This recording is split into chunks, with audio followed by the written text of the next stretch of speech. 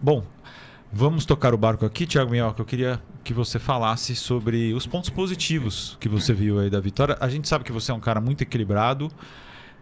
Sempre na vitória do Fortaleza você tem alguma observação para fazer de evolução e sempre na derrota você também tem uma observação positiva. Então fique à vontade, todos muito curiosos para ver a sua análise sobre Fortaleza 4, Colo-Colo 0. Lembrando que a construção do cenário para se classificar para a próxima fase está muito favorável agora. Está bem favorável. Até mesmo empate, viu? Contra o Bucaramanga. Não seria ruim, não. Porque o Fortaleza agora está com saldo de 4, o Bucaramanga de -3 e o Colo-Colo de -7, né? Assim, 11 gols de diferença.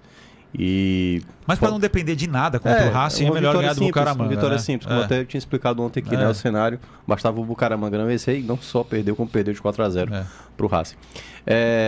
Graziani, eu gostei de muitas coisas que o Fortaleza apresentou ontem, inclusive a escalação. Quando eu vi a escalação do Vojvoda, eu falei, olha, tá o Prior aqui no tal Caleb, né?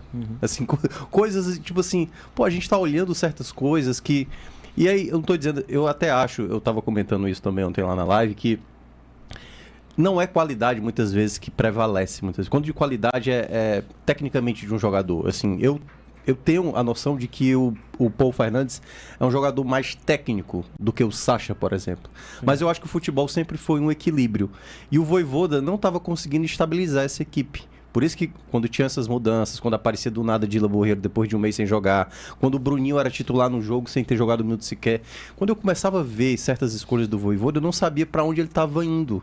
Sabe? Era sempre alguma novidade, sem nenhum lastro de uma... Não, isso aqui está acontecendo a ponto disso acontecer.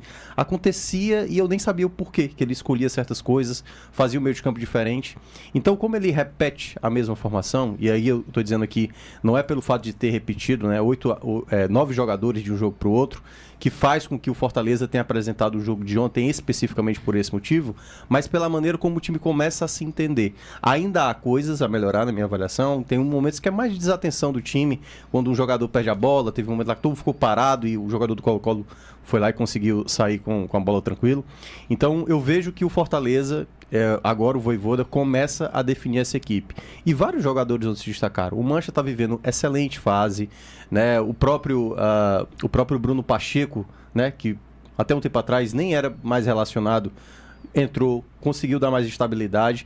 E eu tô falando de jogadores que são regulares, jogadores que dão equilíbrio, né? O Rossetto, o Sacha, o próprio Martínez. E aí, a partir de agora, o Vojvoda começar a desenvolver mais essa equipe titular, tendo exatamente nas peças. E aí é outro ponto também interessante. Eu acho que boa parte dos jogadores que vieram do banco entraram muito bem.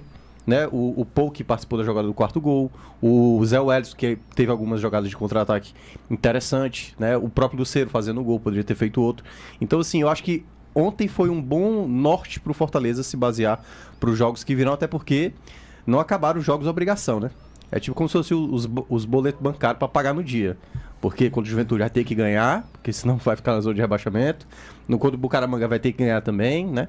E contra o Retrô, que é daqui a mais ou menos 2 semanas, outro jogo também é obrigação de ganhar, porque envolve a Copa do Brasil. Então, é isso. É um primeiro passo e espero que o Fortaleza consiga desempenhar melhor do que não vinha apresentando.